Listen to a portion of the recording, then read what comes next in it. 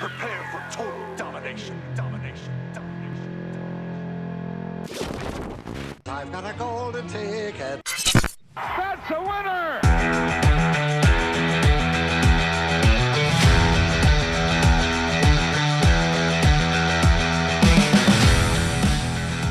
Good Saturday morning. What is going on?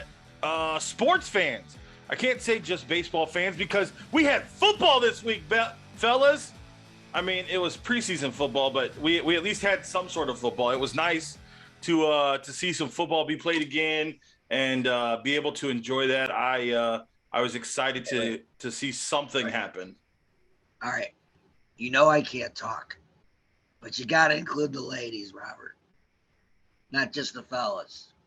Well, yeah. Oh, yeah. Sorry, ladies and gentlemen. Oh, ladies and gentlemen, boys and girls, children of all ages, the Winning Ticket proudly presents their tag team champions of the world. I've always wanted to do that. I thought it would be cool. David, you can give us a wave because I know your throat's not feeling the greatest today, but hope you are doing well. How are you, sir? I'm giving you all a reprieve today. And we are joined this week by our good friend. Haven't gotten to talk to him in a while. Hope he is doing well. Also, our good friend Noah Van Bree. Noah, what's up, man? Nothing much. How you guys doing? We are excited. We've got some pretty cool things popping off here at the Winning Ticket over the next couple weeks. We'll kick it off real quick with that. If you guys did not see this week on social media, David and myself are very excited to announce that we will now be the Winning Ticket sponsored by DraftKings at the Casino Queen. We will be having a live weekly show right there outside the sportsbook at the Casino Queen DraftKings Sportsbook. And man, we are excited. That is going to be starting on August the 20th, 9 a.m. to 11 every Saturday. You'll be able to see us. And then you could take the picks that our experts give you. And literally, David, it's like 25 feet behind us. Go and place a wager right there inside the sports book. So we're really excited for that and hope you guys definitely stay tuned and check us out and come see us. Come see us, place a bet. And we're excited for that. So. Yeah, I'm more than excited. This is what we've been working for, and couldn't be happier to be associated and part of the DraftKings and Casino Queen team. Man, we David and I went over there the other day. Sat down with the guys over there at the DraftKings, and then we had some lunch in the sports book. Dude, food is phenomenal. Noah, if you haven't had the food before. They got sliders over there. The sliders. David loves the sliders. I got the shrimp po' boy. I like a little seafood and that. So tried the shrimp po' boy. Fantastic. But they got wings. They got barbecue or buffalo chicken mac and cheese, barbecue chicken mac and cheese. They got all kinds of stuff, man. It's really good. And you can get all that while you're over there checking us out. What kind of question has Noah been there? Are you kidding me? I know Noah's been there, but I meant the food. I meant the food aspect. Okay. The food is phenomenal, but also the drinks. The drinks get me there. Phenomenal. Awesome, man. Well, Noah, we're excited to have you here, man. Let's get into it. Noah, yeah, let's do it. There's been a lot happening since we saw you last. Major League Baseball's trade deadline has passed. We've gotten through preseason, or we're getting into preseason for football, into college football. I think the last time we talked to Noah was not long after, unfortunately, Noah and I lost our March Madness. And Noah, I took care of it. We got Joyas down at the station. David got some Joyas. Wait a second. I call a little BS. I appreciate Robert's very creative and very slick. The deal was that you bought Chris and I lunch, and you got Joyas to bring us food, or to give us food. Hey, I thought the deal was we just got lunch. I'm gonna go with that, and I'm okay with it. I'm writing in the contract for next year that money has to be exchanged. Money has to be exchanged. Okay, that's fair enough. So, Noah, what's going on, man? What do you think about some of these trades that happen in Major League Baseball? One of the most exciting trade deadlines that we've seen in a while. It was action-packed. We were all waiting to see what that Juan Soto trade would bring. I know a lot of people here in St. Louis were hoping that he would be wearing the birds on the bat, but he goes to San Diego along with teammate Josh Bell, and then Brandon Drury went over there too. And boy, before we get into the Cardinals, the Padres, just that lineup is just incredible. Right.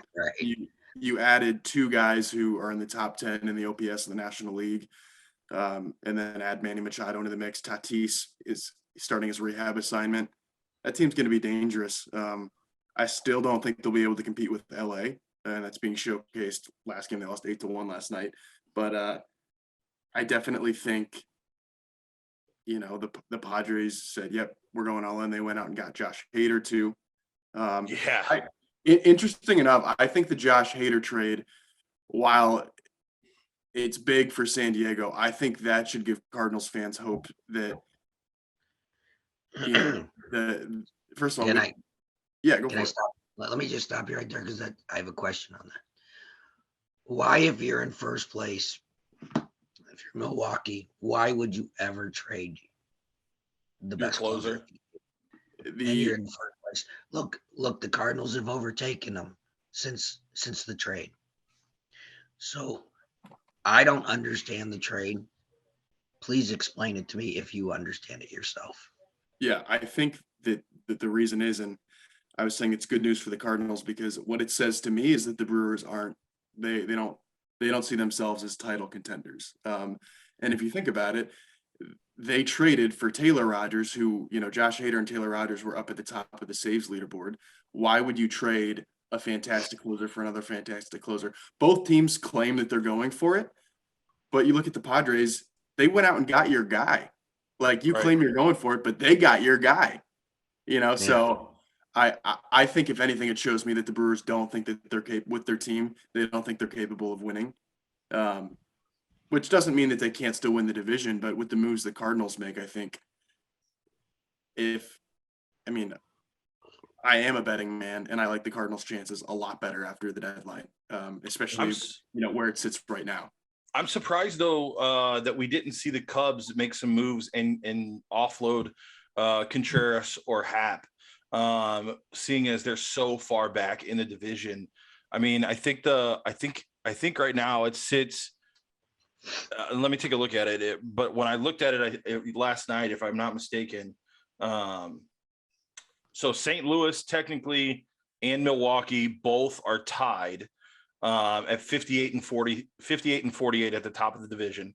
And then you have Pittsburgh, who is 15 games back, and then the Cubs and Cincinnati, which are 15 and a half games back. So I'm so very surprised that we didn't see Chicago offload those guys. Contreras, who he thought he was leaving. Contreras had already said goodbyes to everybody. They gave him his goodbye at Wrigley Field. They were certain that he was going to be gone, but they didn't get rid of him. Contreras, we may have Andrew Kisner behind the plate right now, but I wouldn't mind a kid like Wilson Contreras behind the plate when Yadi's done after this year. So I'm surprised we didn't make a move to try and solidify for sure that behind the plate. But I guess St. Louis is very confident in Kisner, but I'm surprised that Chicago didn't move him somewhere, as well as didn't move Ian Happ. Yeah, I think that John Mozeliak during the Nationals game went on the air, and he was saying that they don't typically like to trade within the division, just because of the fact that you don't want to be seeing those guys if But then we trade Austin Romay to Cincinnati. We also got Quintana from the Pirates. So right. He went out. Come on. Wait, where'd we get Lou Brock from? Right. Oh, where'd we get Lou Brock from? Didn't he come from the Cubs? Cubs, yeah. Yeah. So I want to hear that shit. But Mozeliak is saying nowadays, yeah. I got you.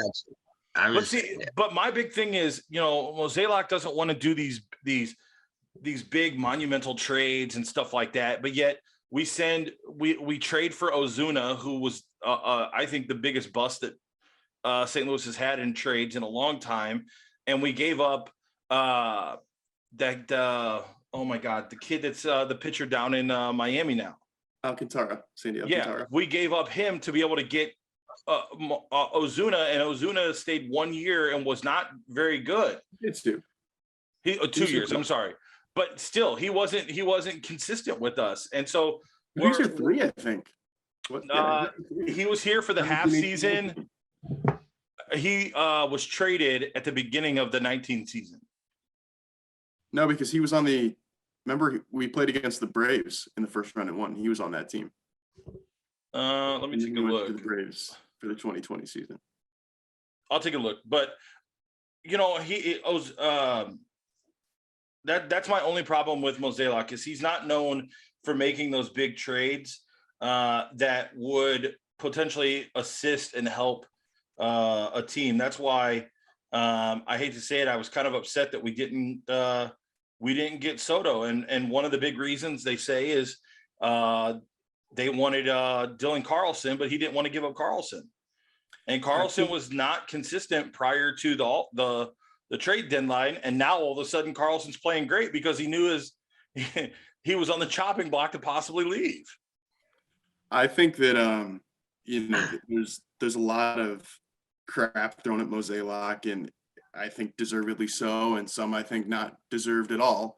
The one thing is people, there is a lot of talk that he's not willing to go do the big moves, but I mean Goldschmidt, Arenado, he's made some big pieces, and I was very relieved that they didn't go for Juan Soto.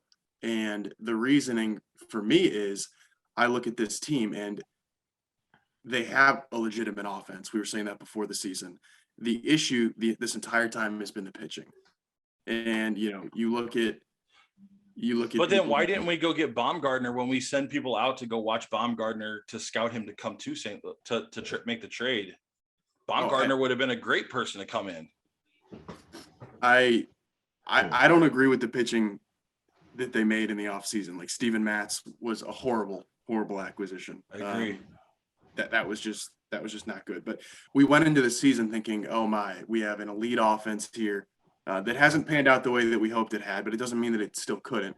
But the issue was the pitching. It was that this pitching is not going to cut, especially with your ace injured, Flaherty. And the reason I like this deadline so much is because it wasn't sexy at all. There's nothing sexy about this trade deadline, but I thought it was exactly what the Cardinals needed. They went out and got 2 very solid lefties to bolster that rotation, especially if Flaherty can come back. Because, you're not beating teams like the Yankees in the World Series without Flaherty on the roster. So I like these moves a lot.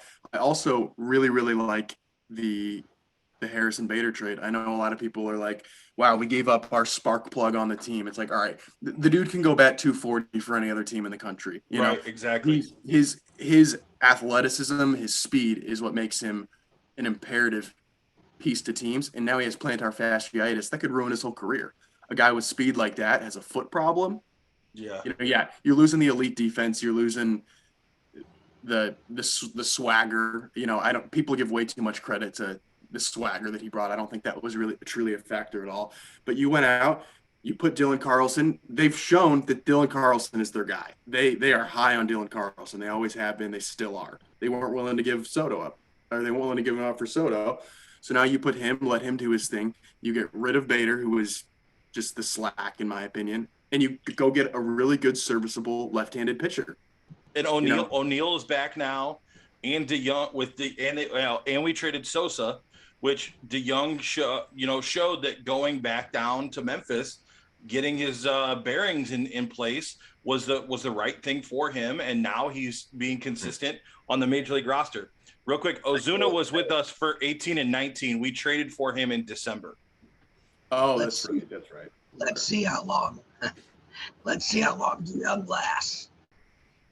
Oh, how long DeYoung lasts? You know what? I agree. I understand why you say that.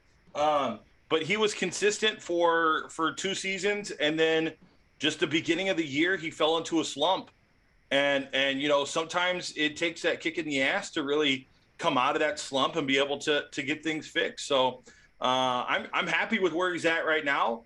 While he was in Memphis, he was playing good ball. He was playing really good ball. So I agree with you though, Noah. The pitching, yes, we got a couple of things that took care of pitching, but I really don't know why things weren't dealt with in a better way. In regards to getting Soto or just overall? Overall, getting more pitching. Why we only traded for these couple people? Why we didn't bring in more pitching and get some of these other names like a Baumgartner and these other guys who are out there available for us? Yeah, I mean, if you look at it, Wainwright has been fine. Michaelis has been fine. And by fine, I mean good. They've been right. been good. And then you look at getting Flaherty back. All right, well, there's your 5 with your new 2 acquisitions. I feel like I heard John Mozeliak say, if we're hot, we can compete with anybody. And I feel like a lot of GMs say that, when they talk about their team. This is an instance where I do agree with him. I think this team is very talented. I think a lot of people are looking at this like, we need a new engine. No, you don't. You just need air in the passenger tire. This. I don't think this was a situation of a team that needed a rehaul. I think you just needed some timely acquisitions plugging in the right spots. And I think that's what they did. Well, you mentioned Jack Flaherty though, but let me ask you this. How long do we keep going back to Jack Flaherty with him getting hurt and being out for extended periods of time? I mean, I don't think I've seen him, in my opinion, really last a full season. Throw for a full season in at least the last 3 years. Yeah, it's definitely something to keep an eye on, and it is concerning. In terms of just this year, though, I'm looking at, now Andre Palante is looking like he could be a very good starter as well. If Flaherty cannot stay healthy for the rest of this year, I think with the acquisitions of the 2 lefties and plus plugging Palante in there if you need to, I think that kind of patches the ship, so to speak, to be able to compete against some of these better teams when it comes playoff time. Hell, when it comes for fighting for the division. So in terms of Flaherty long term, the potential he's shown, you don't want to give up on a guy like that by any means. But it's kind of like the Alex Reyes situation. It's like, all right, it's how many years has it been since that guy has gone through a season without, being injured the entire time. So yeah, it's valiant to think about long term, but in terms of going for it this season, I think if he comes back, phenomenal. But I think with the pieces you've added, you can plug Palante in there, and I think that the ship's going to sail. Yeah, it's just disheartening whenever we keep seeing a great player who keeps going out for all these different reasons, and it's like, how do we use him in the long run to be able to help our team win when he's not able to be around for a long extended period of time because he's out so long. That's when I look at it as, okay, maybe we need to make a change here and make a change and kind of switch some things around and maybe get rid of him and add somebody new in. So that's where I'm at with it. It's just, I don't know, man. I'm not really sure. Yeah, so, I mean, maybe for the right price. I'm sure there'd be a lot of suitors. Right. But personally, I wouldn't be willing to give up on a guy like that yet. You just because of obviously the potential he's shown. Now you talk about a guy like Paul DeJong. That is a guy I'm ready to give up on. I kind of wish they would have shipped him out like 2 years ago after his good seasons. David's telling you he agrees. It was just clear that the guy struggles too much with catching up to the fastball, and he can't lay off the slider outside. I don't know. And I mean, he got the game-winning hit yesterday. He's been pretty good since coming back up in terms of the OPS. So hopefully he keeps it going and we see him return to kind of that era that we saw him in when he was hitting well. But yeah, I think I'm ready to move on him. I'm not ready to move on Flaherty yet. I want to talk Noah about DeGrom's comeback. DeGrom? Yeah, his comeback. Yeah, it's just good to see him back in the rotation. The best pitcher in the game. It's not even close. Him and Scherzer in the same rotation. It's just lethal, and those dudes have been battling injuries. It's good to see them back. Yeah, DeGrom came out and he was pumping 102 immediately. You're like, Yeah. Here we go. And I think he only threw 50, 60 pitches or something. And that's okay. I didn't watch it truthfully, but I did see that he's he still doesn't want to be in New York after this season though. Really? Yeah. So I don't know. Cardinals. I don't blame him for not wanting to be in New York. They're another team who I really don't think that they try to build too much around their strengths. And with Scherzer and DeGrom, yeah, they went out and pulled a couple people, but I don't think they have enough to be able to win a championship. But let's do this. Let's take a quick break. After we get back from this break, we'll talk a little bit about Noah's picks and get into a little bit more about our new partnership and sponsorship with DraftKings at the Casino Queen. We'll be right back on The Winning Ticket. Hey guys, producer Robert here from The Winning Ticket. I want to tell you about my friend Brendan Carter. He's an insurance broker right here in St. Louis. He specializes in home and auto insurance, but he can insure it all. Home, auto, renters. It's summer, so your boats, your RVs, motorcycles, seasonal homes, and much more. If you have not had your insurance reviewed recently, you're probably paying too much. And guess what? A quote is free. A 5-minute call is all it takes to get the info for a quote and see if Brendan can save you some money on your insurance. He's a broker, so he can shop multiple companies to give you the best rate.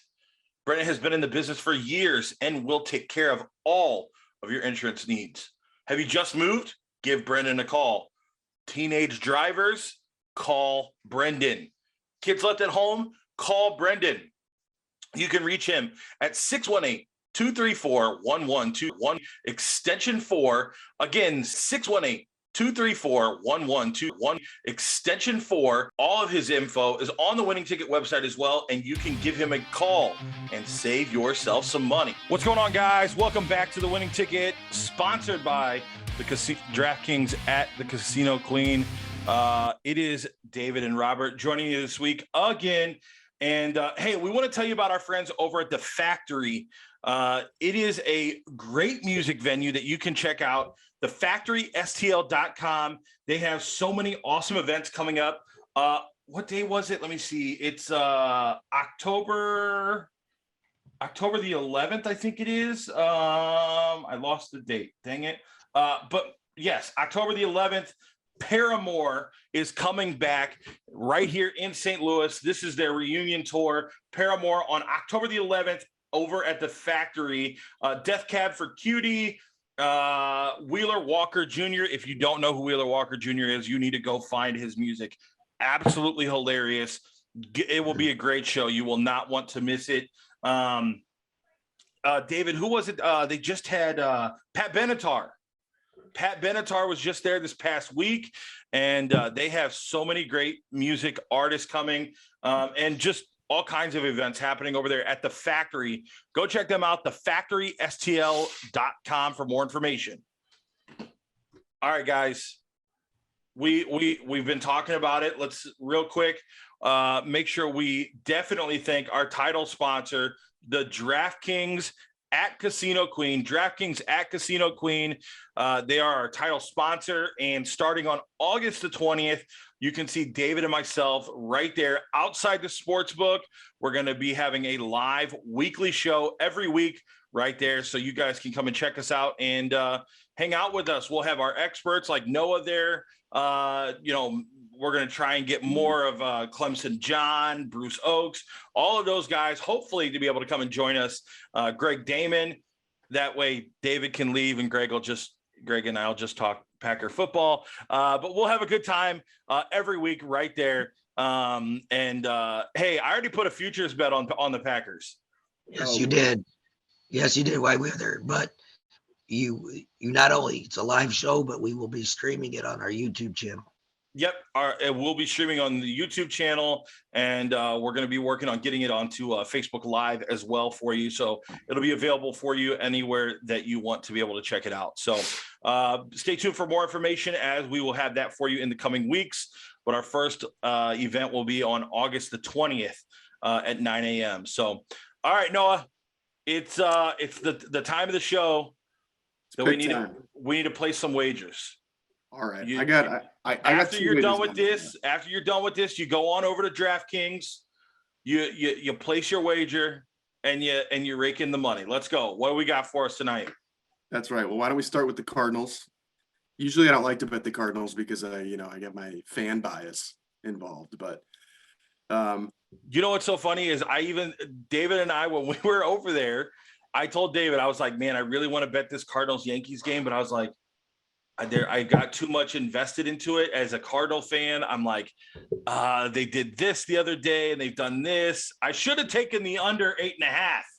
I should have taken it. That's what gamblers, that we call them post-race handicappers. After it's over, they're the best handicappers ever. All right, Noah, what do you got for the Cards game tonight? So this one could go both ways. You look at the Yankees, one of the best teams in baseball, and you can get them right around even money for this game. You're playing a Cardinals team that hasn't been top-notch, so to speak, this year. But at the same time, I think the Cardinals are heating up. There's some excitement on this team. You never know how it's going to go when a pitcher faces his former team almost immediately after getting traded. Yeah. But I like Jordan Montgomery in this spot, so I'm going to go ahead and lay I see 115 all the way down to 105, it looks like. So yep. I'm going to go ahead and lay that with the Cardinals and take the Cardinals on the money line on this one. After watching last game, it was apparent that they were getting out hit. Now, granted, a lot of the Yankees hits were bloop hits, and the Yankees did run themselves into a lot of outs. But it just looked like the Cardinals could compete. Even when the bats weren't extremely hot in that game, they were just rolling along. The bullpen was fantastic. Palante, like I said, incredible in that game. So I'm sticking with the Cardinals in this one, and this is a good St. Louis strategy. Picking the Cardinals, and then my next pick, I'm fading the Cubs. So I'm taking the Marlins even in that game. Pablo Lopez is just the better starter against Drew Smyly in that spot. And the Marlins have had some success against Smyly in the past. So both of these offenses have been struggling right now, and I think that they're bound to break out at some point. So I'm staying away from the total on this game. But I do think Pablo Lopez is the better starter, and I think if they can get him a few runs as support, I think that should be the difference in this game. I was going to say, what's crazy is ESPN has this Marlins Cubs game at almost a 50-50 split down the middle. Yeah, are they favoring anybody, or do they just they're favoring the Marlins, but it's like 52-48. It's almost a straight 50-50 split. Yeah, I mean, like I said, neither of the teams are hitting, so it's a little, do you want to take the struggling Marlins or do you want to take the struggling Cubs? And I think you got to look at the pitching in that situation. Wow. And the money line has been a better starter. On the money line, they both are at 110. They're both sitting at 110. So just to pick them, I'm taking Miami. Awesome. What do you got next? Those are my two that I got. Oh, okay. Okay.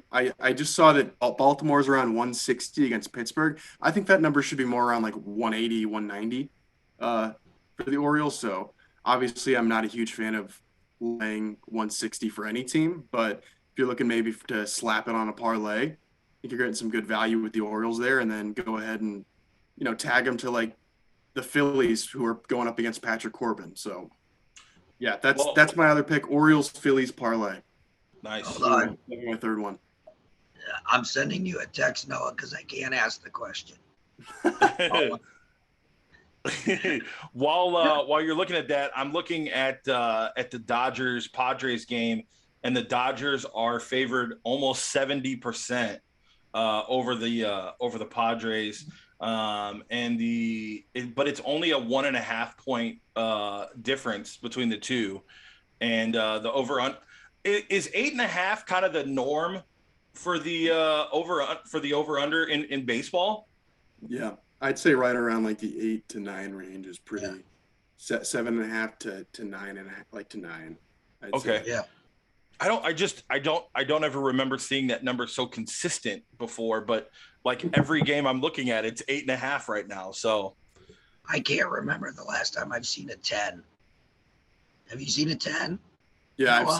I've seen a 12.5 this year. Wow. And the who was it? It was The Bad News Bears. it was Padres Rockies in Coors Field, and it was Yeah. 12.5, Wow. and I took the under, and it hit. I was like, that number's way too high for a baseball game. Yeah, for sure. Wow. You get my text, Noah?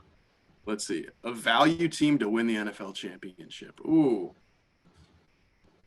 The Green Bay Packers. Oh, Stop. really? Really? Okay, hold on. I'm gonna give you according to what the futures bets are that are out there right now. Buffalo is at 750.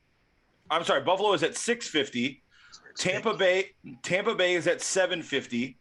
Both Green Bay and Kansas City are at 1,000. And the Rams are at 1,200, and the Chargers, I believe it was, is at 1,500. So those are the top 6 as of right now. What's Cincinnati? I'll have to take a look. Let me see for you. I They're know going to be like around 2,000. I know the worst odds right now. And David, I told you this yesterday. The worst odds This is ridiculous, Robert. Don't are the even say- Houston Texans at 30,000. You just placed the bet with me. Don't even bother betting anywhere else. Just go outside and throw your money into the street. If you're gonna do that, absolutely do not do that. If the Houston Texans win the Super Bowl this year, I will take you out for a steak dinner. Go throw your money that you were gonna bet on them and put it in the toilet. It's not gonna happen. Don't do So it. the Cincinnati Bengals are at 2,200. I think an NFC team, there's so many AFC teams that can win it, right? There's so many ones right on the cusp that can win it. And in the NFC, I just don't see as many elite teams as the AFC. I'm not saying that the AFC is going to win. I'm just saying to make it to the Super Bowl. So I think you can find some value on the AFC side to find a team to win the Super Bowl. Whereas on the NFC side, I don't know if you're going to find as much value other than the top tier teams. What do you think, Noah? Yeah, I think,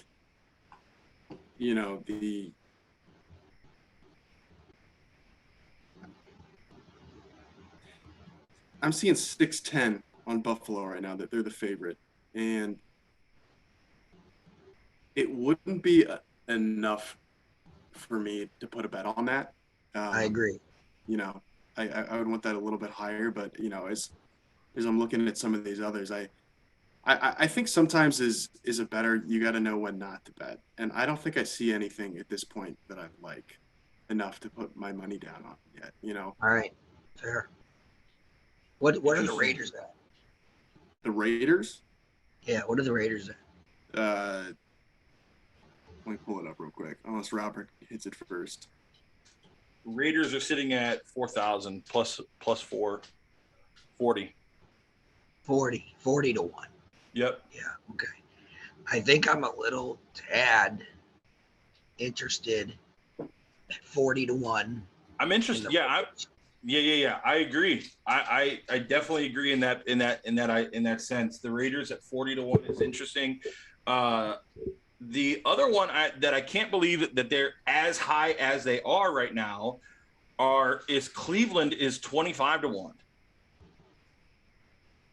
Only because we don't know who their quarterback is. They have a lot of players that have left that team this year.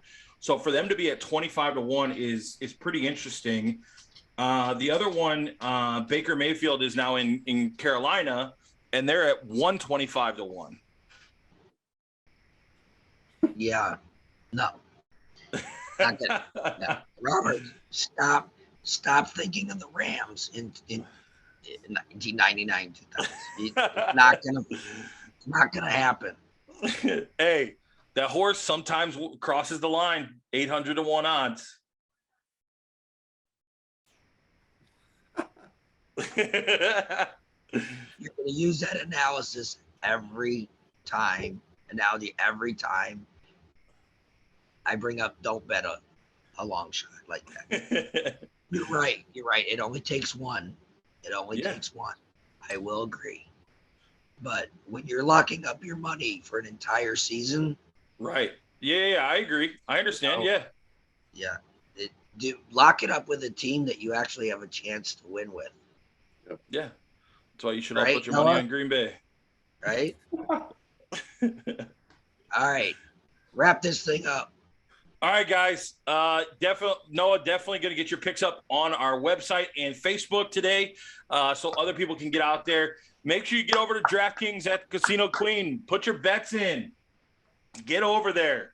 And then start seeing us on August the 20th from 9 to 11, right outside that sports book where you can take our experts' picks and be able to go place bets there as well. Hey, also, too, if you want to set up your fantasy football drafts, you can go to the website and be able to set up your drafts at the DraftKings at Casino Queen. Like, David, what's that room called? I'm trying to think of what it's called. They got like a room back in the sports book for you to be able to set up your picks or your draft. Just go to DraftKings at CasinoQueen.com to set up your reservation and be able to have your draft there. I thought there was a name for that room back there. That's why I was asking you what it was. And just a little hint. Our first show will be talking a lot about draft. Yeah, a lot about about fantasy and drafting and being able to who to utilize, who's good, who's bad this year. Christian McCaffrey may not be in there anymore again because I think somebody said he tore his ACL when he found out Baker Mayfield was coming to Carolina. So we'll see what happens. But Noah, man, we appreciate it. Thanks for your picks this week. We can't wait to have you back and definitely have you when we come over to DraftKings at Casino Queen. Absolutely. Thanks for having me, guys. It was a blast. All right, guys. For David, who still can't talk that much, I am producer Robert. We will see you guys next week. Hey, thanks for listening.